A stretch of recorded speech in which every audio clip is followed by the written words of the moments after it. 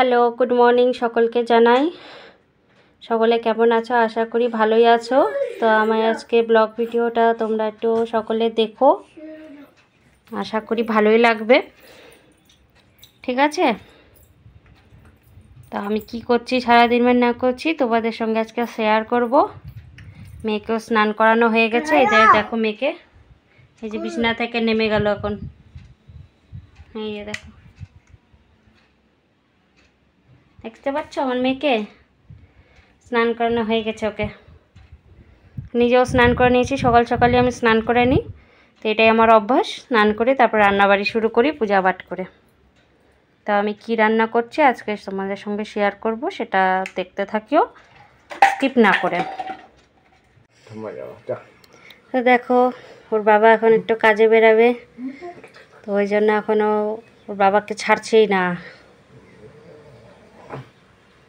দেখো বাবা মেয়ের ভালোবাসা দেখো, আর নামতেই চাইছে না কোল থেকে।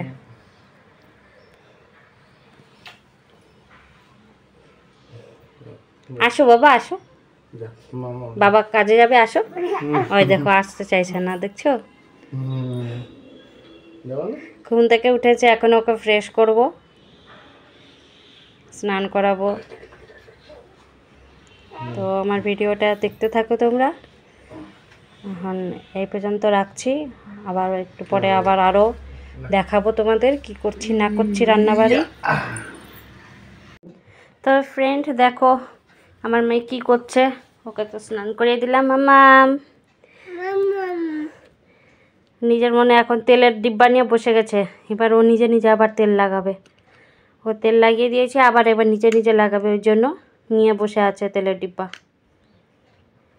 এবার আমি নিজের মতো রান্নাবাড়ি করব। তো তোমরা ভিডিওটা স্কিপ না করে দেখতে থাকো।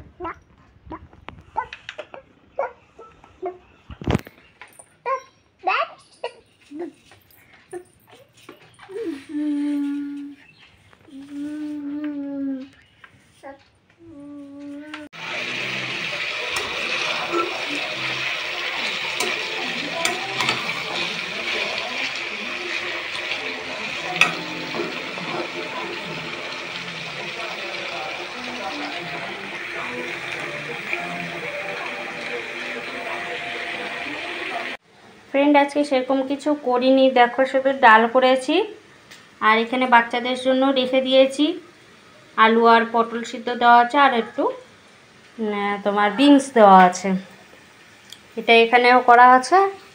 আর এখানে ভাজাটা হচ্ছে, আলু ভাজাটা হয়ে গেছে প্রায়, আর একটু নেড়ে চেড়ে নিতে হবে। আর এখানে ভাত হয়ে গেছে, এই দেখো ভাতটাও মারগাড়া হয়ে গেছে। তো আজকের মতন আর কিছু করছি না, পরে ইচ্ছা করলে কিছু করব। ঠিক আছে, আজকে রাখলাম তাহলে।